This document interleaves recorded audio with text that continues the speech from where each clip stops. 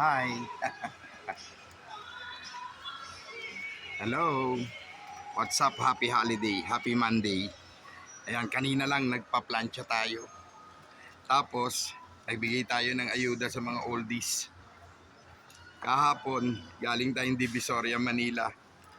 Guess where? Where are we now? So as of now, nandito naman tayo sa Landers. Ayan, nako.